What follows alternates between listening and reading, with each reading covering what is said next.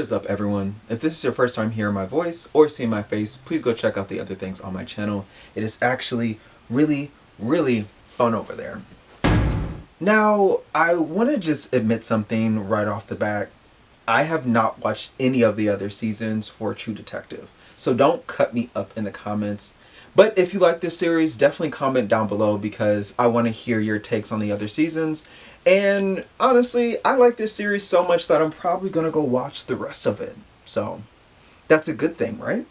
Anyways, I was going to go back and watch episode 1, but I just decided not to do that because it's not necessary. I can't say that I've been all that much into crime series or crime shows, but I have watched them in the past. I do listen to like mystery podcasts and horror podcasts and stuff like that because I like complex storytelling. As a storyteller myself, you get a lot of good ideas when you're writing your own stories. If you know, you know. But as you know, we are talking about True Detective Season 4, Episode 1. Going back to like the very beginning of the show, this guy was gonna snipe some snipe some caribou, and then they all like saw him or saw something, and then they all like gathered together, started running around, and then all jumped off of the cliff, which obviously starts off the mystery as well within the series. Let's just say there's a lot of weird shit that is happening in this town. Within the first couple of opening scenes, we have a man kind of looking around a facility for some reason. I think he was looking for his friends, or his friends had somehow left the area without making any noise of any sort. And they found a woman's tongue under like some sort of table for some reason, and it was just sitting there all by itself. No blood, no markings or anything like that.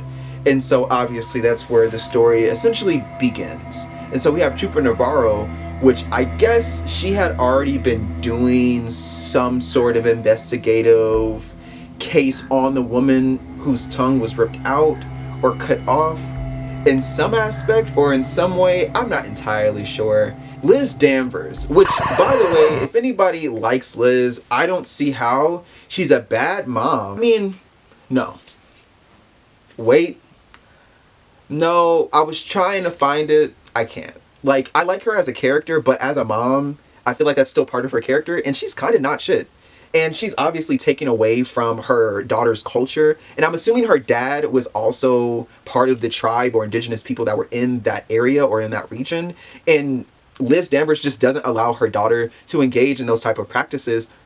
For me, I don't appreciate that at all. Why be around the practice and the people if you're gonna just sit there and act so isolated? And obviously her daughter is being affected by this in some way, in some form. And you kind of get some of those notes in the second episode. So I'm going to be streamlining episode 1 and episode 2, but I'm mainly going to be talking about what happened in episode 1. And then episode 2 will have its own area again. There's some sort of marking that everyone is talking about, which it looks like this. It's kind of like a spiral, but if like a third grader had did it. I can't say that it has any real integrity in its structure, but one of the women in the show that I cannot remember her name, she was like cutting out the bowels of this wolf, and she saw her husband. I thought it was her son, which would have been kind of weird. I had later found out that that was her husband, but found out that that was her husband. He was dying of leukemia, and he basically got into the water and killed himself because he said he didn't want to die of leukemia at all. And I was like, okay, I understand why you kind of went out like that. She sees like a dead ghost of him, and then she like goes off into the Arctic ether. And I'm like, do y'all just freeze out here?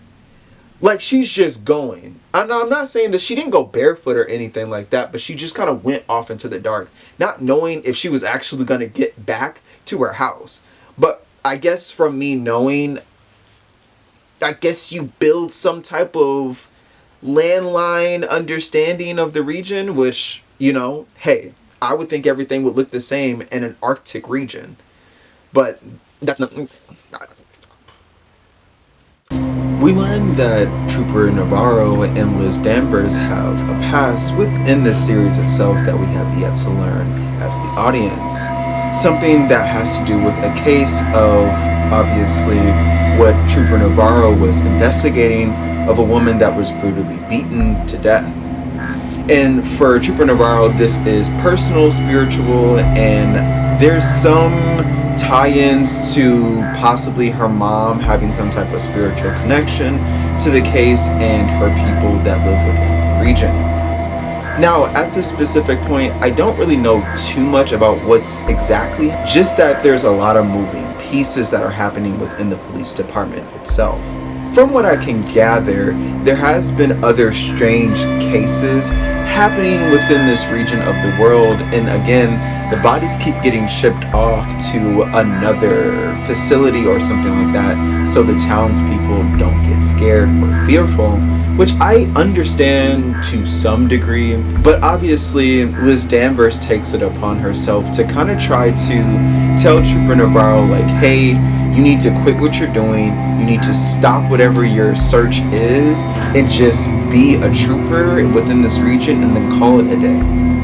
That's what she wants from her. And ultimately, Trooper Navarro kind of listens to her to some degree. We also learned that Trooper Navarro also got demoted and got taken off the case because they said it was too personal. In conclusion, to kind of wrap up episode 1, they eventually, or I should say, the woman that was cutting open the wolf's body to release its bowels and stuff like that, she ends up finding, I believe, 6 bodies of some geoscientists out in the Arctic and frozen to the bone.